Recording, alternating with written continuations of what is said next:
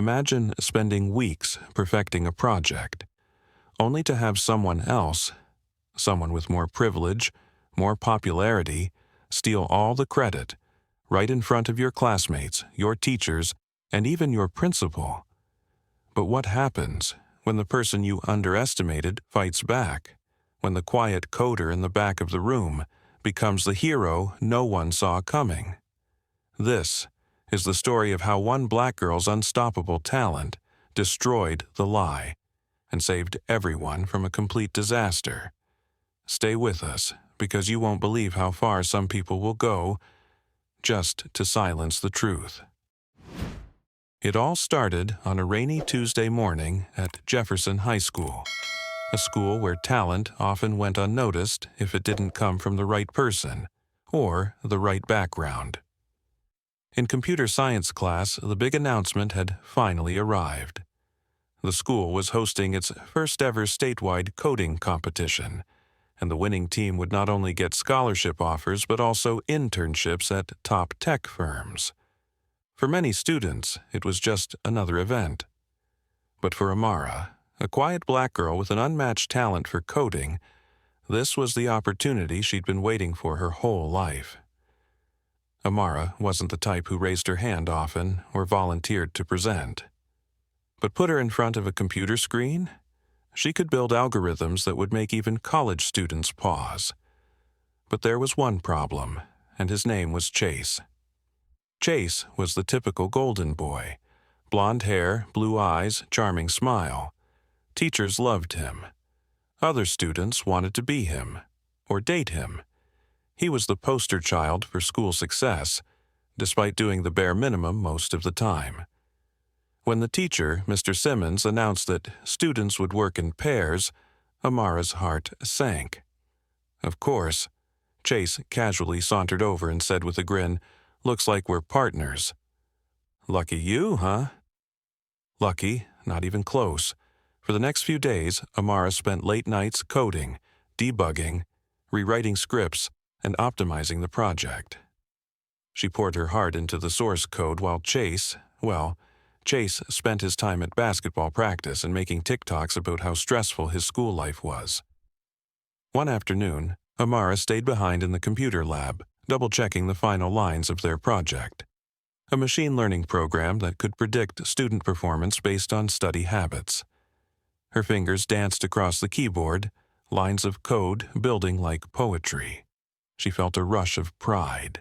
This was her masterpiece. But then, it happened. The day before the competition submission, Chase showed up in front of the class with a giant USB stick in his hand, holding it up like some trophy. "Finished the whole project last night," he announced loudly. "Pulled an all-nighter. Man, coding's tough." The room erupted in applause. Mr. Simmons gave him a proud nod. Some girls clapped and giggled. Even the principal, passing by, overheard and gave Chase a thumbs up. Amara sat frozen at her desk. Her heart raced, her face flushed with humiliation. She wanted to scream, to stand up and tell everyone the truth. But she couldn't move. Not a single word left her throat. The worst part? Chase turned and winked at her, as if daring her to say something. That evening, Amara went home, locked herself in her room, and stared at her laptop. The folder with her code sat there, untouched, proof of her work. But what good was proof when no one wanted to believe her? Tears streamed down her face, but underneath the heartbreak, something else started to burn. Anger, determination. She wasn't going to let this slide. Not this time. This was just the beginning. That night, sleep never came. Amara lay awake, staring at the ceiling, replaying Chase's smug grin over and over in her head. Every fiber in her body screamed for justice, but one brutal truth kept whispering back. Who would believe me? Her mom knocked gently on the door. "You okay, baby?" she asked softly. Amara wiped her tears quickly. "Yeah, just tired," she lied. But tired wasn't the word. She felt betrayed, humiliated, invisible.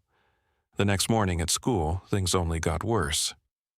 Posters were already up in the hallway with Chase's face plastered all over them. "Coding Genius," one of them read.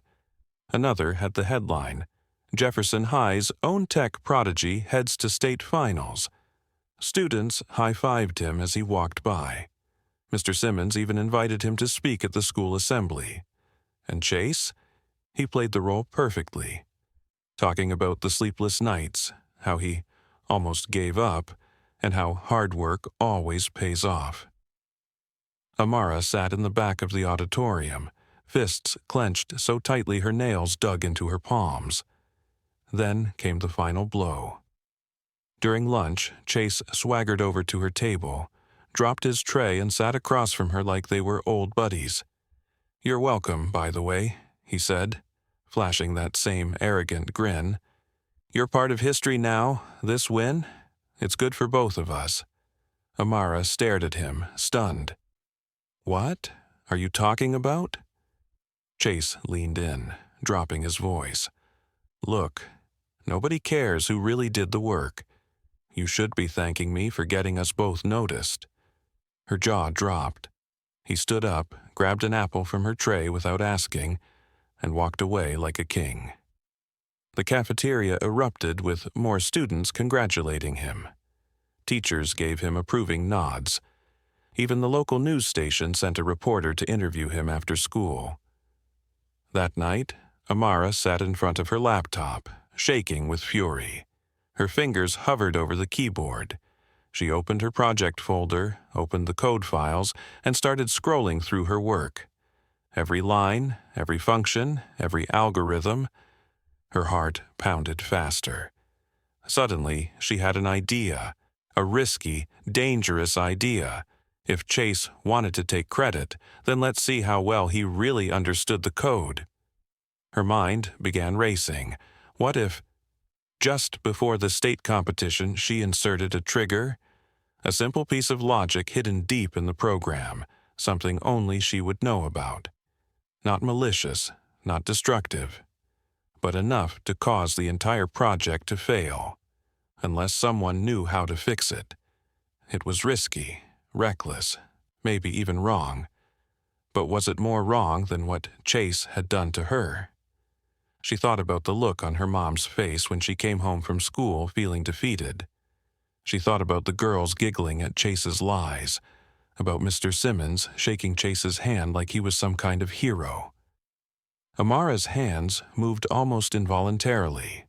She wrote the lines of code, carefully, methodically, a hidden failsafe that would crash the program during the final test run.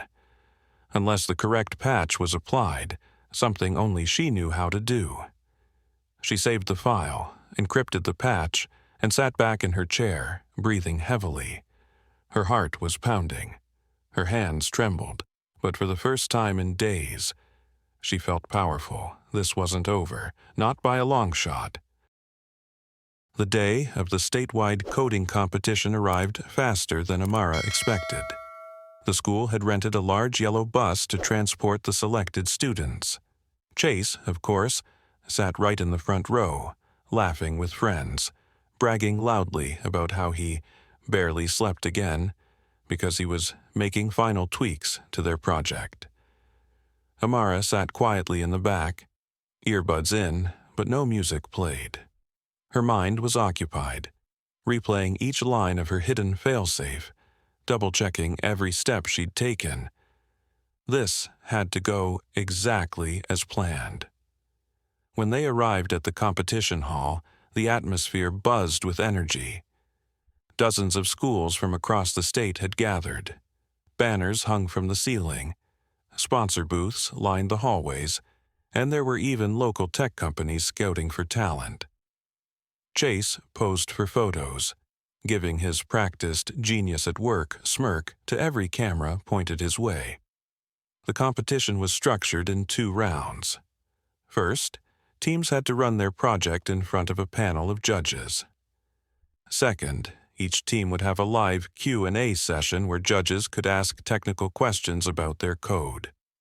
Amara's heart pounded. The first round would trigger the fail. The second round, well, Chase would have to explain a project he hadn't written a single line of. Showtime. Their team was called up. Chase strutted to the front like he owned the place. Amara followed, head down, biting her lip to stay calm.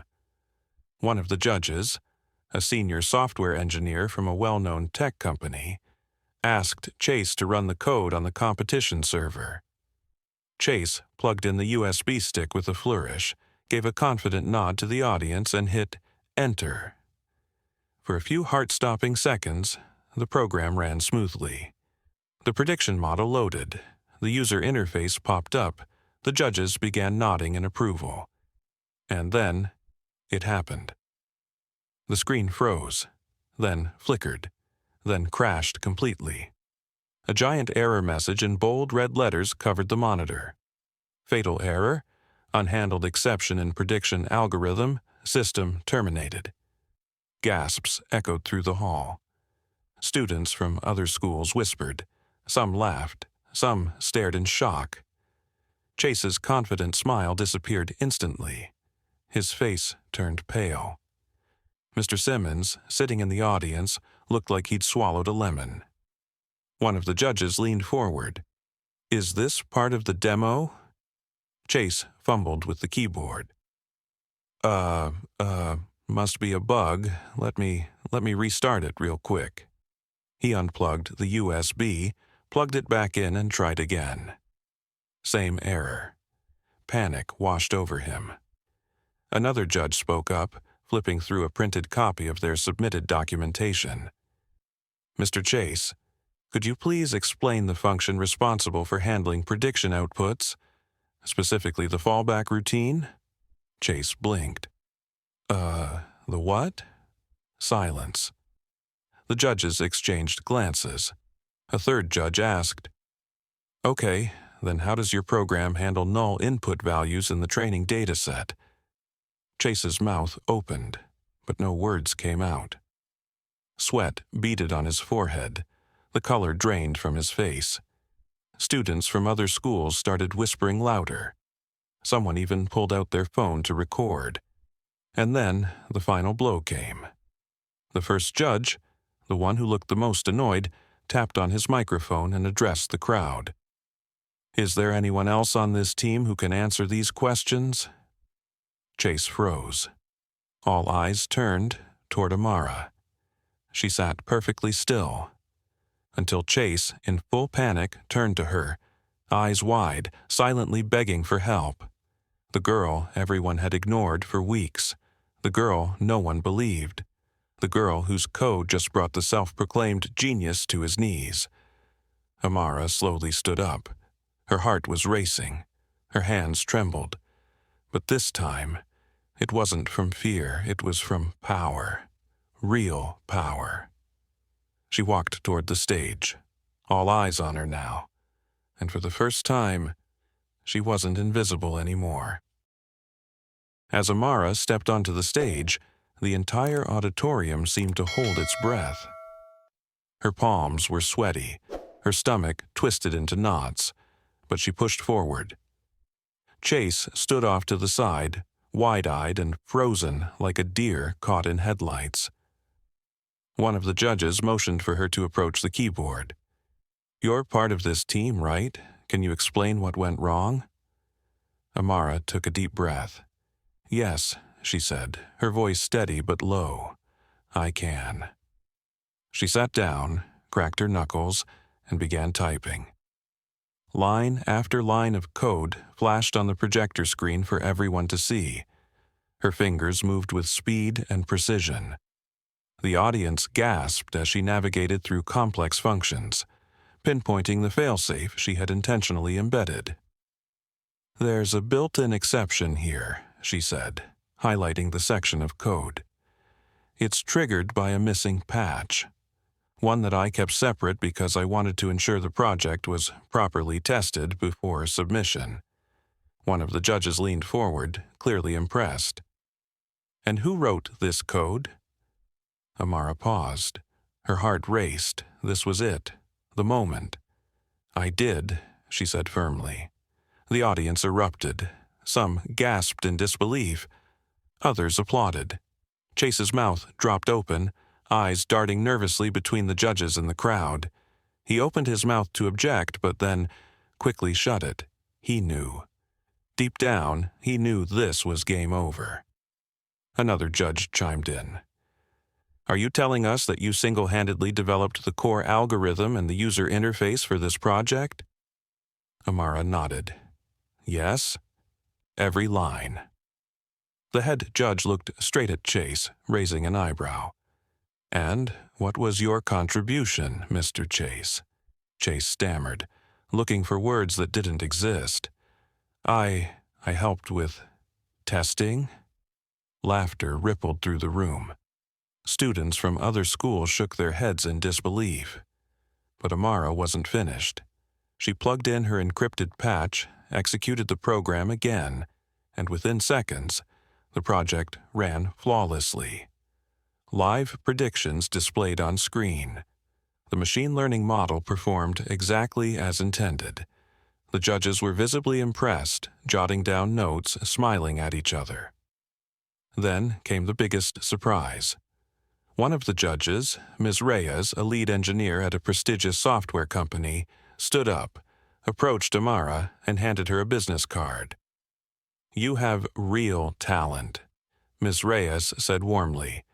"I'd like to discuss internship opportunities with you after the competition."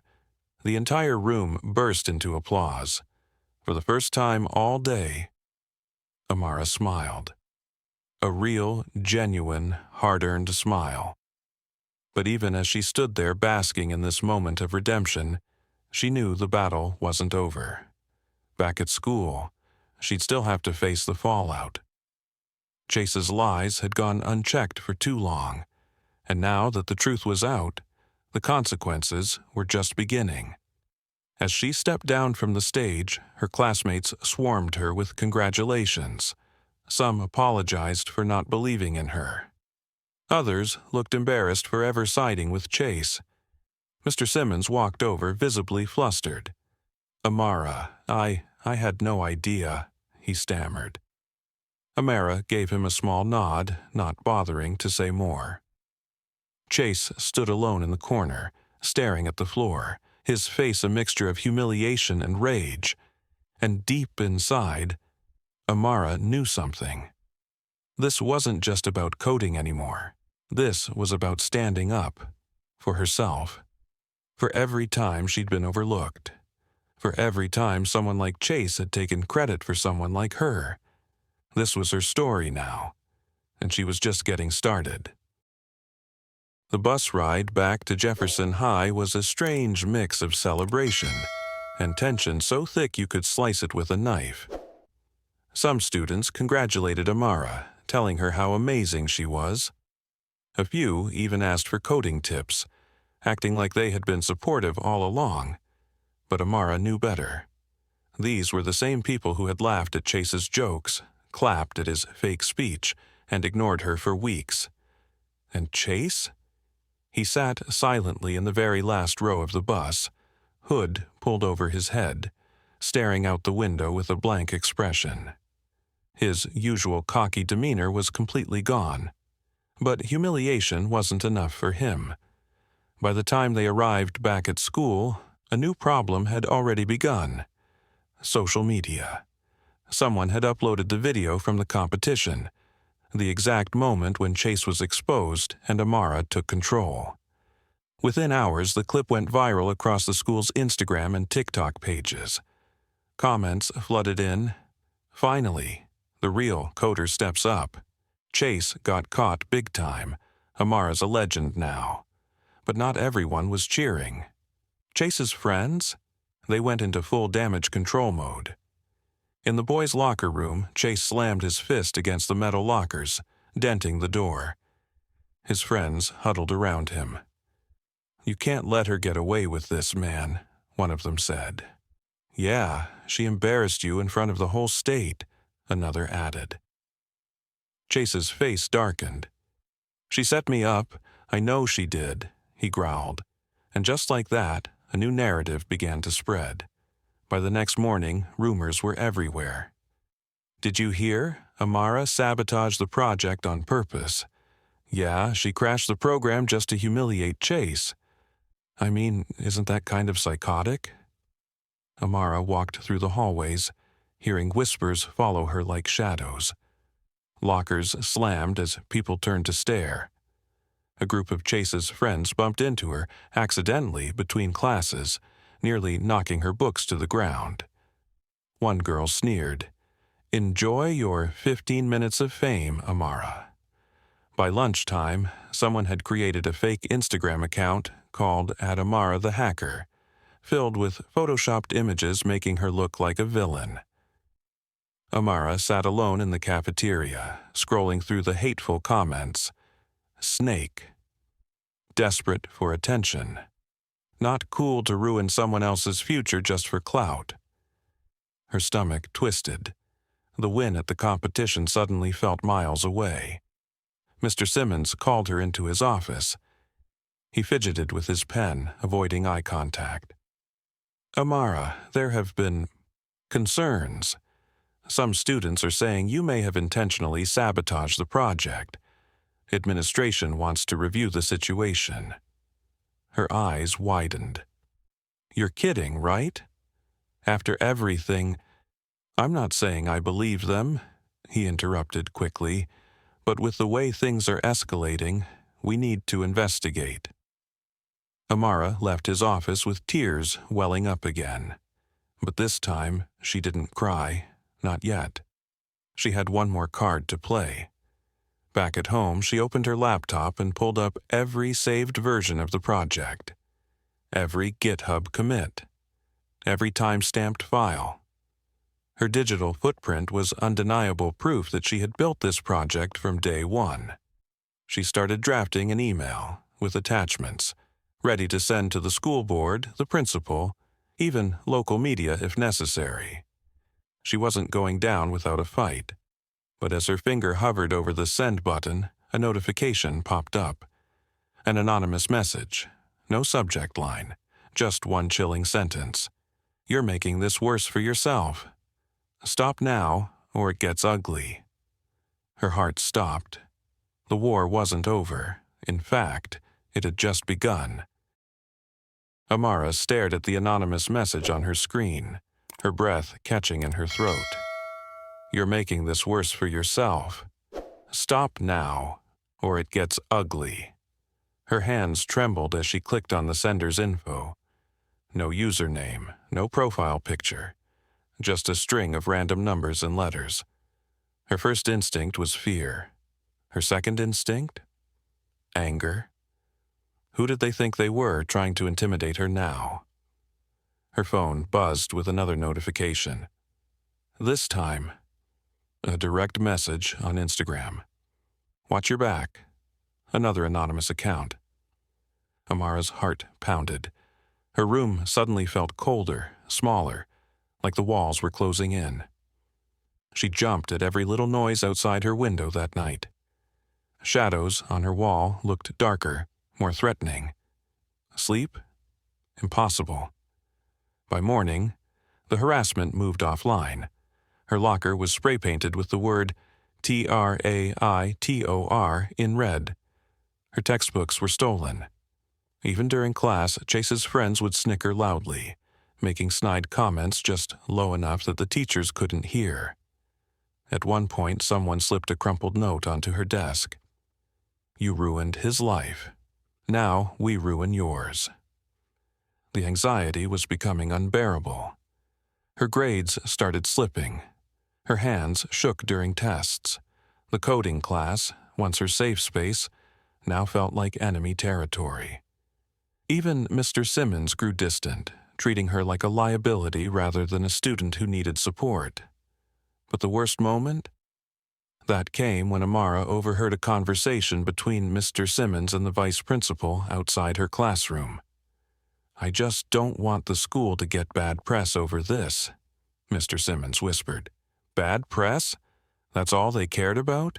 Not the truth, not the bullying, not her safety, just their reputation." Amara's chest tightened with rage. Enough. That night, she opened her laptop and pulled up the folder she hadn't touched in weeks, her private coding portfolio. Projects she'd built for fun. Artificial intelligence chatbots, data visualization tools, even a simple network tracking program she'd once created to monitor internet activity across devices. Suddenly, an idea sparked. What if she traced the anonymous messages? It wouldn't be easy. Chase's friends weren't exactly tech geniuses, but they weren't complete amateurs either. Whoever was sending these threats was using VPNs, fake accounts, burner emails. But Amara knew how to look deeper. She spent hours writing a custom script, scanning metadata, cross-referencing device fingerprints, monitoring login patterns from the school's Wi-Fi, and finally, a breakthrough. One IP address stood out. It was traced back to the school's library, logged in at 3:47 p.m., the exact time the first threat was sent. Amara's stomach twisted as she dug deeper. There it was. A login. The school's student network had auto-recorded device usage, and the user? Bradley Kincaid, Chase's best friend. The same Bradley who laughed the loudest when the rumors spread. The same Bradley who almost knocked her down in the hallway 2 days ago. Amara's fear turned into fuel. She compiled screenshots. She drafted a full report. Timestamps, server logs, IP tracking results. By midnight, she had built an airtight case, but still, one question haunted her. If Bradley was behind this, was Chase involved too? Had this all been part of some bigger plan?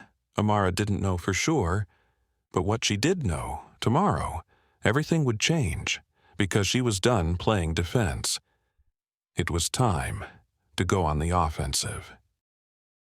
The next morning, Amara walked into school with a different kind of energy. Gone was the nervous, scared girl who had been dodging stares and whispers. Today, she was armed with facts, with evidence, with truth. As she made her way to the principal's office, students parted like the Red Sea. Some whispered, others just stared. She could feel Chase's eyes burning into her back from across the hallway, but she didn't stop, not this time.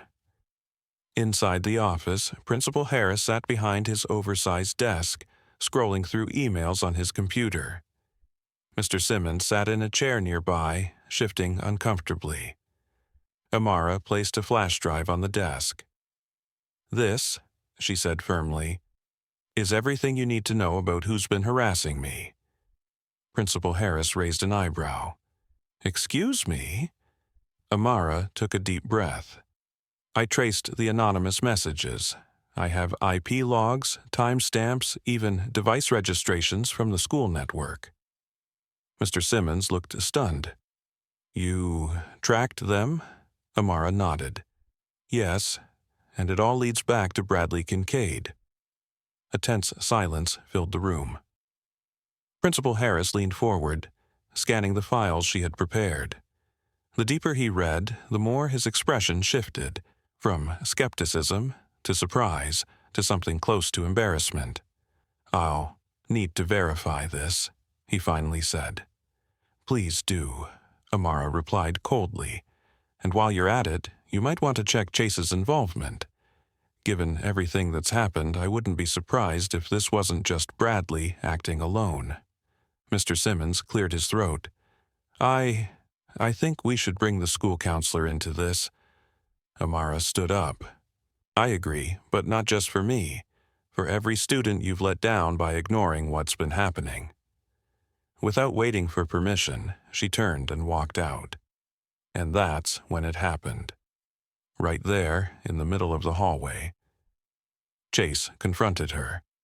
He slammed his locker door shut and stormed toward her, fists clenched. "You think you're better than me now?" He spat, loud enough for everyone nearby to hear. Students froze mid-step. Amara stood her ground. Number, "I know I am." Chase's face turned beet red. "You set me up," he shouted. "You made me look stupid in front of the whole school, the whole state." Amara's voice didn't waver. "No, Chase, you did that to yourself." Gasps rippled through the crowd. Mr. Simmons rushed over, trying to calm the situation, but it was too late. Phones were already out. Students recorded every second of the confrontation. Chase shoved a desk out of his way, sending it crashing to the floor. That was the final straw. Principal Harris stormed out of his office. "Chase, my office, now!" As teachers pulled Chase away, his eyes stayed locked on Amara, burning with hatred, but also with something else: defeat. For the first time, Chase knew he'd lost. Amara exhaled deeply. Her legs trembled from adrenaline, but she kept standing. Around her, the crowd began to cheer. Not the whole school, not yet, but enough to make her feel something she hadn't felt in weeks.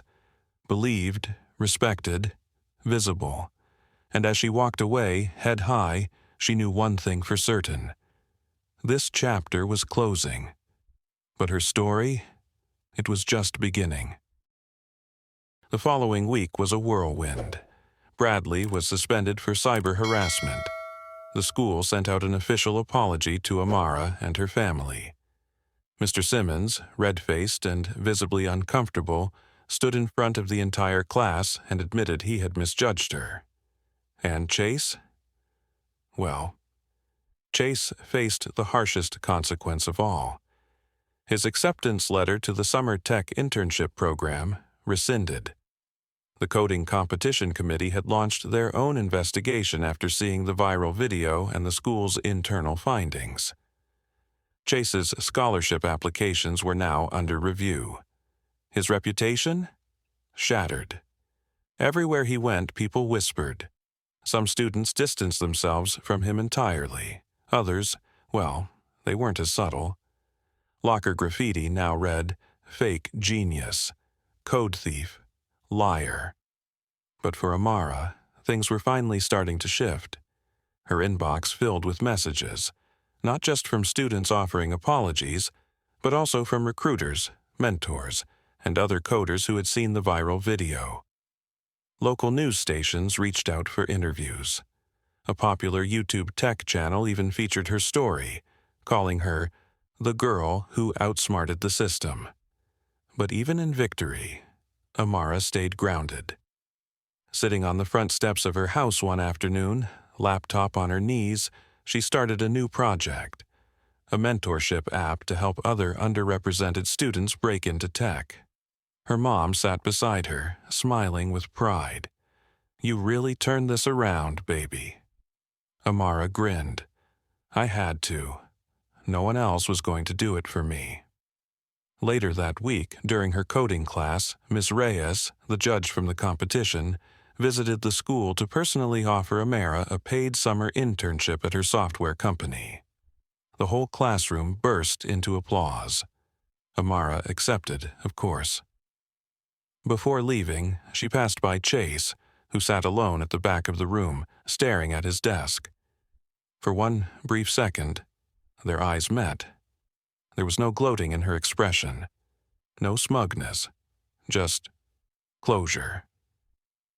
Amara didn't need revenge anymore. She had something better, a future. As she packed up her bag and walked out of that classroom, the sun broke through the clouds outside. Warm light spilled across the hallway as students parted to let her through. And for the first time in what felt like forever, Amara smiled to herself, knowing this was only the beginning of her journey. Her voice echoed in her head like a silent promise. "I earned this. Every single bit of it. Fade out." Sometimes, standing up for yourself feels like the hardest battle you'll ever fight. But just like Amara, sometimes it's exactly what you need to change everything. If you want to hear more stories like this, real, raw, and unapologetically honest, make sure to hit that subscribe button and turn on notifications so you'll never miss the next chapter. Because trust me, we're just getting started.